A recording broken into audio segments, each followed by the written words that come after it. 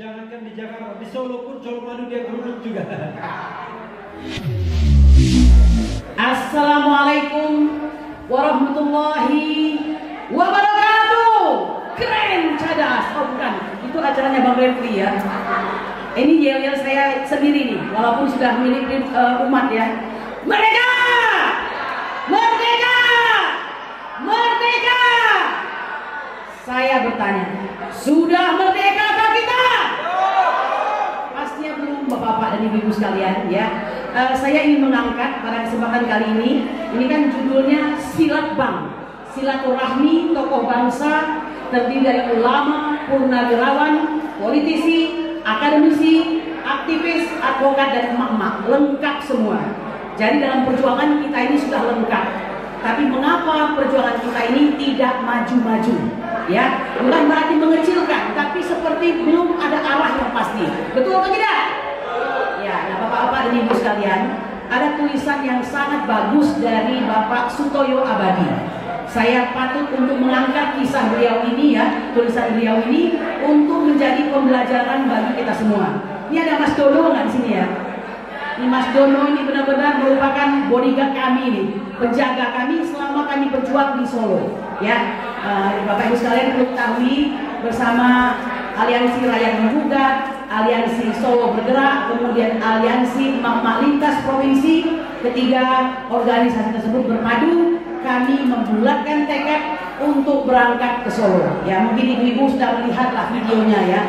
Iya, bukan untuk gagah-gagahan Pak, tetapi kami tinggalkan dapur kami demi apa? Demi menunjukkan kepada bangsa ini seperti yang disampaikan oleh ayahanda kita, tokoh bangsa kita M. Nasir. Beliau mengatakan apa?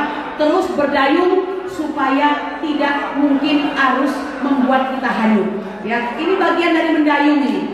Acara ini diselenggarakan oleh Bang Refli dan kawan-kawan, mengumpulkan 100 tokoh, menyebutnya dengan nama Silat Bang ini adalah merupakan upaya untuk mendayung supaya kita tidak sampai hanyut. Ya, jangan mengira bahwa kita ini sudah sampai di tepi pantai. Kita ini masih berada di arus yang kuat. Betul atau tidak? Baik Pak Ibu sekalian, saya ingin menanyakan kepada Pak Ibu sekalian. Saya kira judul Adili Jokowi Makzulkan Fufu Fafa. Dalam tulisan Pak Sutoyo itu mengatakan begini Bapak sekalian. Dia mengutip tulisan lagi dari Profesor Hafid Abbas, yaitu Bajingan Politik dan Idealisme Akademik.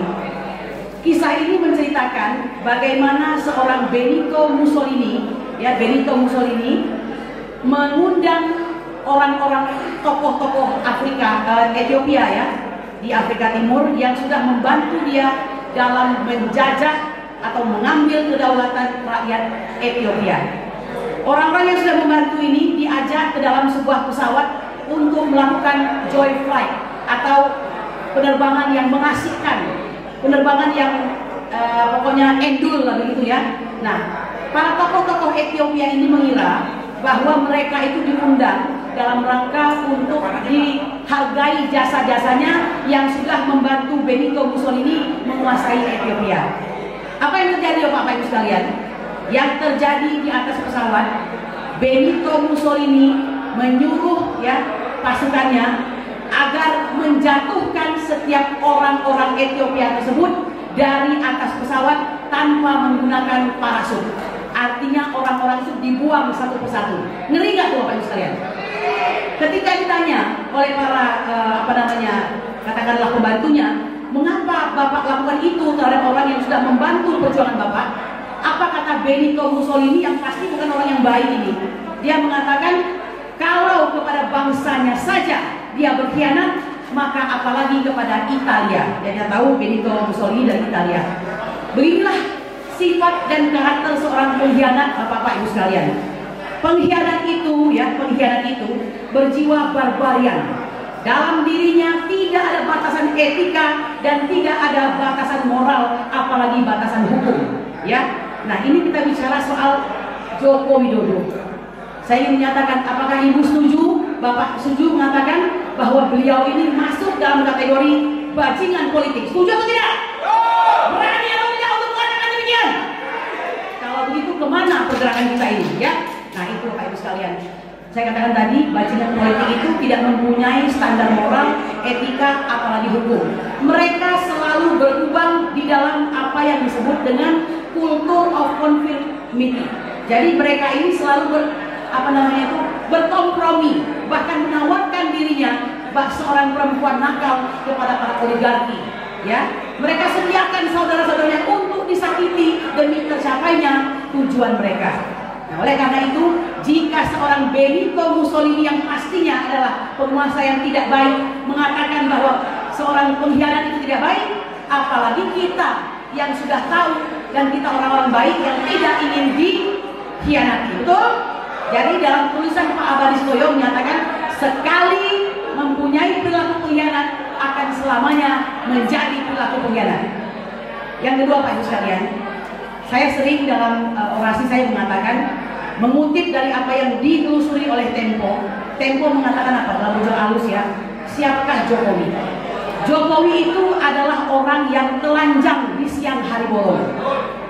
Siapakah Jokowi itu? Jokowi itu adalah pencuri di siang hari, pencuri di hari siang. Siapakah Jokowi itu? Ada 3 ya kalau nggak salah. Adalah orang yang menjual pepesan kosong dengan lantang. Ya, kalau kita bicara soal bertelanjang di tengah jalan, berarti hal memalukan pun dilakukan walaupun dilihat oleh semua orang. Dan hebatnya apa? Apakah dia dihukum? Tidak mampu dihukum sampai hari ini.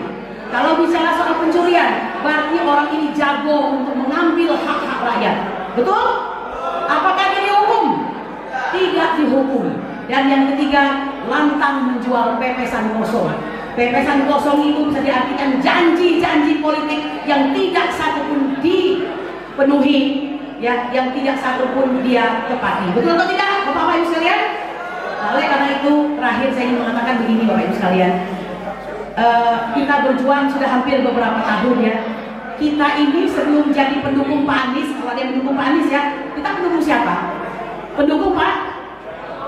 Jangan malu-malu. Sebelum mendukung Pak Anies kita mendukung siapa? Pendukung Pak Prabowo. Ya, tentu dengan kondisi bahwa beliau adalah antitesa dari Joko Widodo. Kapan kita berubah? Ketika dia menyatakan Jokowi adalah gurunya, kan begitu ya. Waktu berlalu, pilpres terjadi, kita tidak menyatakan bahwa itu pilpres yang jujur. Kita tahu betul bansos berjalan, ya, kecurangan-kecurangan terjadi, kita tahu betul.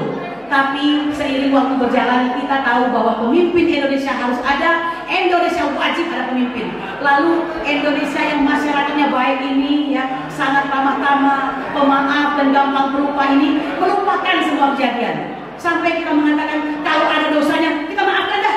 Yang penting Indonesia ada yang memimpin dan dia berubah. Betul tidak? Tapi apakah itu akan terjadi? Wallahu a'lam bishawab. Namun awal-awalnya sudah terasa yang gak enak. Misal, apakah pantas seorang presiden mendatangi mantan presiden yang boleh dibilang kekuasaannya sudah tidak ada apa-apa lagi? Ya, ini nggak pantas.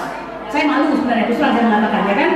Lalu pantaskah Sri Mulyani Indrawati yang sudah boleh dikatakan malang melintang dalam dunia ekonomi Indonesia, bahkan turun memporak-porandakan ekonomi, masih dipilih juga menjadi Menteri Ekonomi? Untuk apa Ratu Palak ini dipilih kembali? Betul atau tidak? Nah, jadi banyak hal-hal yang tidak sesuai. Bahkan terakhir kemarin dalam perjalanan ke luar negeri, maaf ya Bu, saya ini punya jiwa untuk senantiasa mengkoreksi. Jadi jangan diapa-apain, orang mengkoreksi kok sayang pada negara ini gitu. Kita sudah agak slip lidah, slip of tongue ya. Ketika 9-9 yang sekarang sudah menjadi 10-9 itu kok ada kesempatan untuk dibicarakan. Ini fatal sekali. Nah, mungkin apakah ini kesalahan dari Menteri Luar Negeri kita yang masih muda itu, nggak ngerti lah ya. Nah, semoga bagus sekalian. Memang waktunya belum 100 hari. Nah, kita masih kasih kesempatan, ya kan? Betul apa nggak? Masih kasih kesempatan kan? Nah, kalau begitu, wahai Bapak Prabowo yang kami cintai, dengarkanlah suara kami, ya. Kalau Bapak dikelilingi orang-orang yang tidak memperbolehkan kami mendekati Bapak, Bapak dong dekati kami. Tanyakan apa yang diinginkan oleh bangsa ini, betul? Ya, putuskanlah hubungan dengan si Mulyono itu. Walaupun saya nggak boleh loh Mulyono dimarahin Pak Egy. Mulyono itu memang diinginkan beliau supaya kita manggil beliau begitu, karena nama dari pemilik ijazah yang dia kuasai pada hari ini, gitu, ya. Nah, lalu saya tanya, ibu yang cantik-cantik, gagah perkasa, bapak-bapaknya, TNI kita yang hebat-hebat, apakah Anda bersedia dipimpin oleh Pak Pres buku Papa itu? Kalau saya mohon maaf ya Pak, ini bukan soal rasis, bukan soal menghina, bukan, nggak cocok ya. Dari caranya saja sudah haram konstitusi, masih tetap juga dilantik, padahal harusnya dia diproses begitu. Nah, mudah-mudahan Bang Roy Suryo dan kawan-kawan akan bisa membuat ini menjadi pintu masuk untuk mencapai tujuan kita, makzulkan kubu bawah. Baiklah, demikian saja. Nanti kalau saya nambah lagi bisa bobo pula ini kan.